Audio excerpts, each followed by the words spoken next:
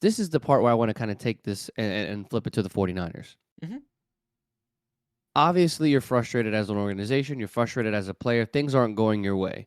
How this game escalated in the way that it did, absolutely no place for it in the NFL.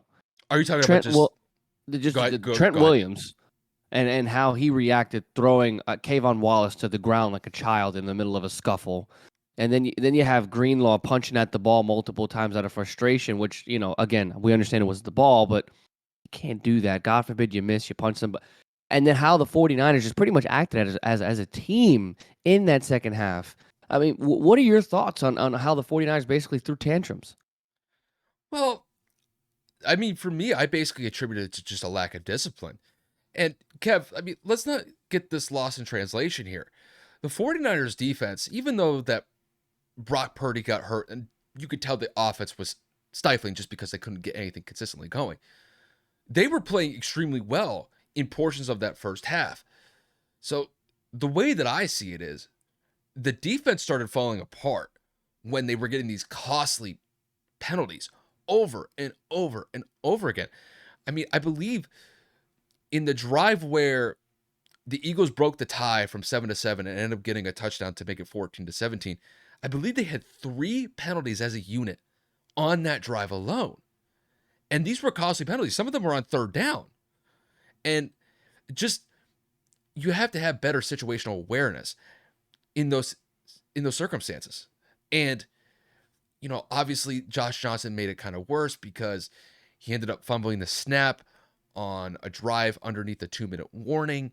And then the 49ers defense has to work with a limited field behind them. And then the Eagles cash in on another touchdown to extend the lead 21-7.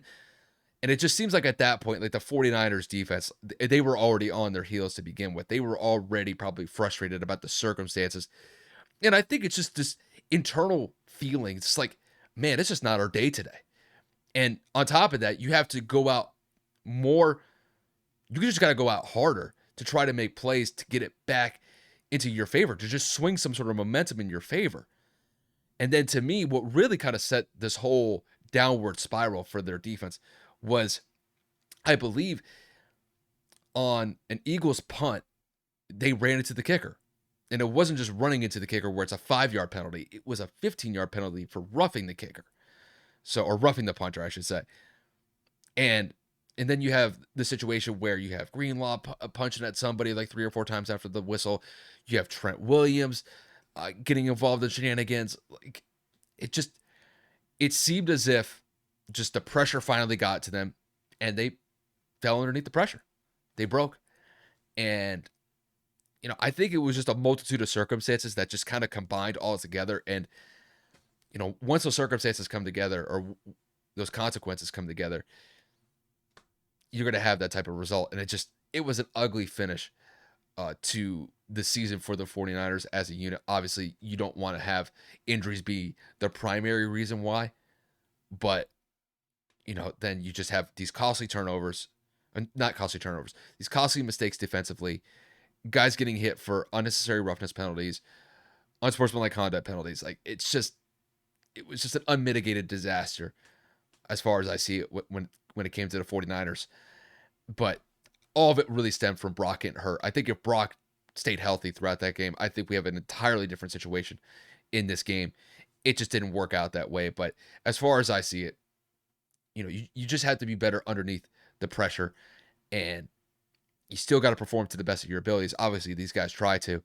It's just they just have to have better situational awareness, and they can't let their emotions get the best of them. And unfortunately, for some players on that defensive side, I think the pressure got to them, their emotions got to them, and it cost them. Unfortunately for the 49ers, they're going home. The Eagles are moving on. But what are you going to do? Injuries played the primary factor in this game. And defensively, they tried to make it close, but the Eagles just made the plays that needed to be made. The 49ers didn't help themselves by basically shooting themselves in the foot with just unnecessary penalties. And that's it. Honestly, it's as simple as that. Yeah, I don't really have anything to say or add on top. I mean, when you talk about undisciplined, that's the key word. 11 penalties for the 49ers. Like, just, I mean, it was one after another, face mask, roughing the kicker, pass interference, holding. They look checked out, and I would probably say the writing was on the wall the moment Brock got hurt. I mean, Josh Johnson, I have no idea how long he's been with the team. I don't know if he's been the backup since Purdy was inserted. I don't know when they signed him, but the point is, once he went into the game, I feel like all the momentum just went away. And not even momentum. I feel like all hope left the souls of all 49ers fans and even 49ers players because the guy that got you there isn't there. And for those of you that are saying Brock Purdy should have played through it, how could you not be able to throw the football? It's your job, or how hard could it be?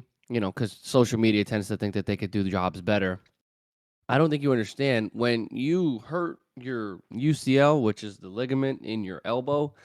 You can't really squeak, grab, like how the throw.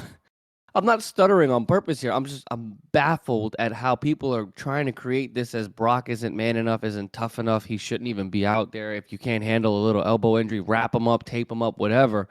Dude, you can't do anything when your freaking ligament is out. Like it could be torn, it could be ruptured, it could be sprained. Do you really want him out there making his life worse? Like what if he ruptures it? What if he makes it worse to the point where he can't even move his arm? Like people have to understand, yes, this is an important game for the 49ers, but if Brock Purdy is hurt to the point where he can't do his job, do you really think he doesn't want to be out there? So let's pump the brakes before we go and question somebody's want or drive to want to play this game. At the end of the day, it is a game, and Brock gave it his all. I mean, he tried to throw a pass, and I'm assuming when he probably let that ball go, he probably said, "Yo, Kyle, I can't do this. Like, this hurts too much." And once you become one-dimensional, it's kind of what happens. So, kudos to Philly for going to their second Super Bowl in 5 years, and, the 49ers will be back. But what's looming in the free agent market, or should I say in the offseason, is going to be all the unrestricted free agents that San Francisco has to either make a decision on re-signing or letting them walk away.